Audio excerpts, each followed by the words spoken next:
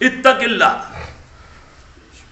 اللہ کہتا ہے نا سورۃ طلاق میں، اللہ فرماتے ہیں نا جو وَمَن يَتَقِ اللَّهَ يَجْعَل لَّهُ مَخْرَجًا، جو مجھ سے ڈر گیا میں اس کو ایسی جگہ سے رزق عطا کروں گا جو اس کے گمان میں بھی ہوگا۔ اعوذ باللہ من الشیطان الرجیم، بسم اللہ الرحمن الرحیم۔ وَإِن يَمْسَسْكَ اللَّهُ بِضُرٍّ فَلَا كَاشِفَ لَهُ إِلَّا هُوَ وَإِن يُرِدْكَ بِخَيْرٍ فَلَا رَادَّ لِفَضْلِهِ يُصِيبُ بِهِ مَن يَشَاءُ مِنْ عِبَادِهِ وَهُوَ الْغَفُورُ الرَّحِيمُ۔ تمہارے گمان میں بھی نہیں ہوگا۔ اب تو تم پلاننگ کرتے ہو کس طرح کسی کے پلاٹ پر قبضہ کروں، کس طرح وہ باہر گیا ہوا ہے، اس میں فدو لانے ہیں کسی طریقے نال،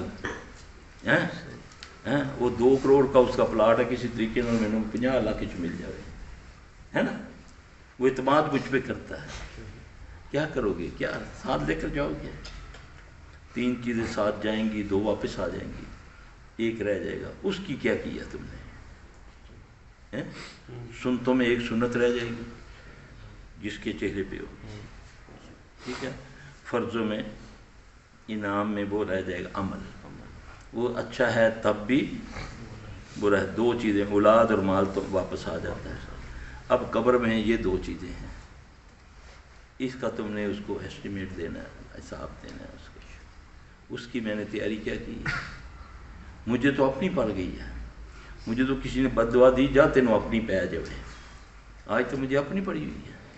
کسی کو بیماری لگی ہوئی ہے، وہ بیماری بھی ڈاکٹروں کو سمجھ نہیں آ رہی، شہر شہر در در ٹھوکریں، کوئی کہیں، کوئی حکیموں کے پاس، کوئی دوائی اثر نہیں کر رہی، علاج بھی وہ کیمو، ریڈیشن، دوبارہ پھر 2 سال، 1 مہینہ، 20 سال، پھر یہ جی ٹیومر دماغ کا۔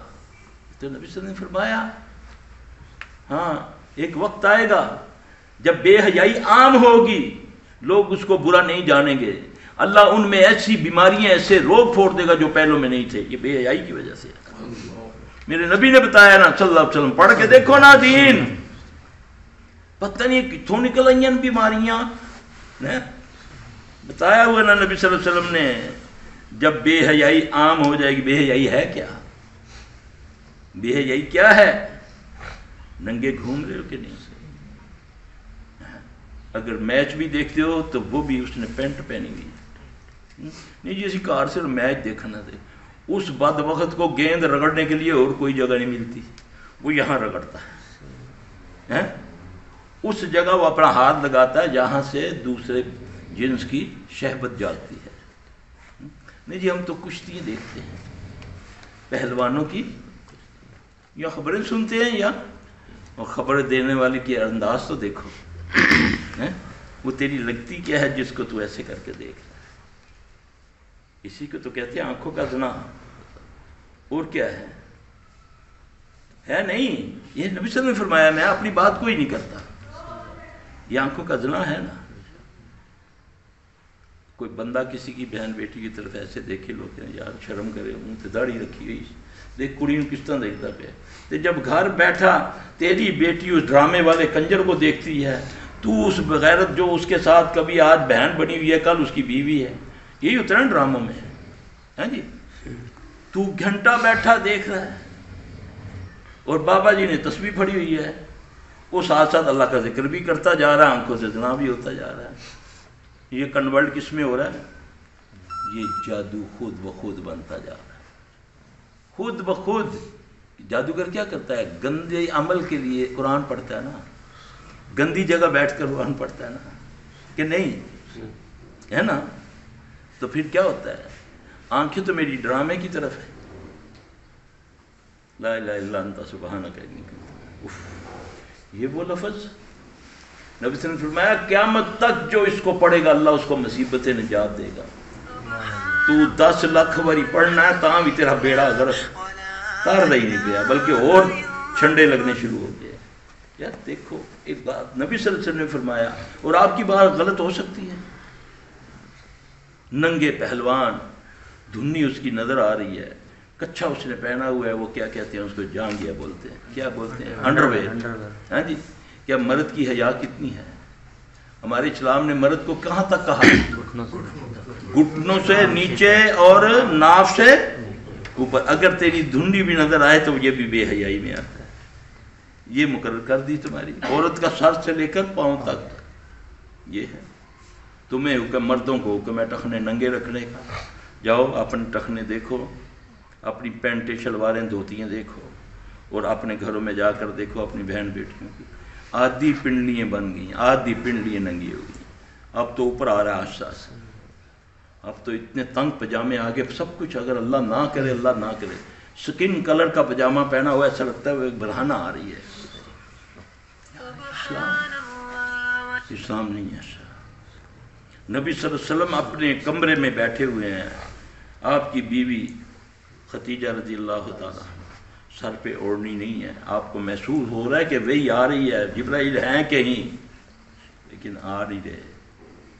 آپ نے فرمایا جبرائیل آ جاؤ، فرمانے لگے آپ کی بیوی کے سر پہ، سینے پہ اوڑھنی نہیں ہے، تم رحمتیں ڈھونڈتے ہو، حیا دار، کیونکہ میرا اللہ بڑا حیا والا ہے، اس نے اپنا نبی بھی بڑا حیا والا دیا۔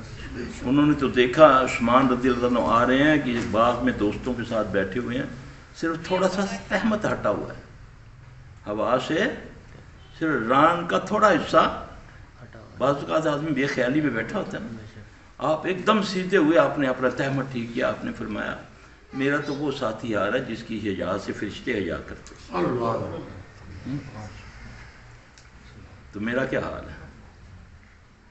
تنگ سے تنگ پینٹیں، تنگ سے تنگ پجامے، کوئی پوچھنے والا نہیں، کہنے کہہ کے دیکھو، ابھی دیکھنا جب یہ وائرل ہوگی یہ میری ویڈیو، پھر گالیاں بھی آئیں گی، جی پھر بہت کچھ لکھا جائے گا، یہاں پر حق کہنا بھی جرم بن گیا ہے، اور اس وقت قومیں، اس وقت گھر، اس وقت اولاد تباہ ہو جاتی ہے، برباد ہو جاتی ہے، جب اس کی اصلاح کرنے والے اس سے ڈرے، پھر قوموں کی بربادی سے کوئی نہیں روک سکتا۔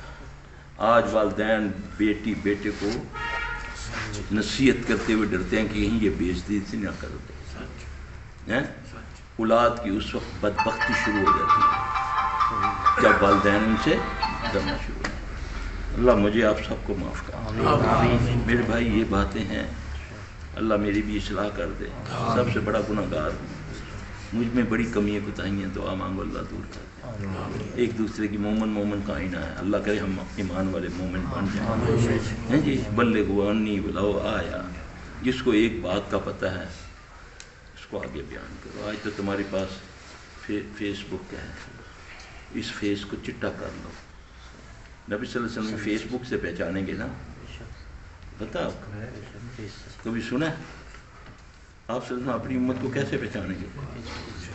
پوچھا یا رسول اللہ صلی اللہ علیہ وسلم اتنی بڑی امت ہوگی کیسے پہچانیں گے؟ آپ نے فرمایا چہروں سے، اور سیدھے ہاتھ میں کتاب ہوگی، جو وضو سے چمکتے ہوں گے اور سیدھے ہاتھ میں کتاب ہوگی تو یہ میری امت کی نشانی ہوگی۔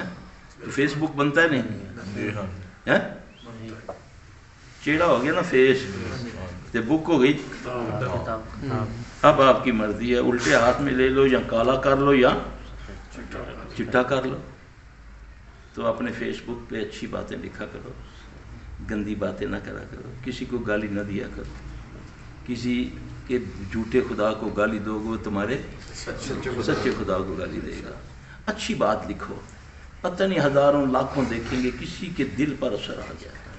جب خیبر کی طرف بھیجنے لگے آپ صلی اللہ علیہ وسلم حضرت علی رضی اللہ تعالیٰ عنہ کو، تو آپ نے فرمایا علی جذباتی نہ ہونا، کوشش کرنا لوگوں کو دعوت دینا، لوگوں کو اچھے انداز سے دعوت دینا، تیرے لیے ایک ہی کافی ہے، جنت کے لیے کاش مجھے یہ بات سمجھ آ جائے، جو میں کم از کم مجھے 10 20 50 تو دیکھتے ہیں، میں اس میں اچھی بات لکھوں، کسی کے دل پر تو اثر کر دے گا۔ کسی کی زندگی تو بدل جائے گی یار، ہیں؟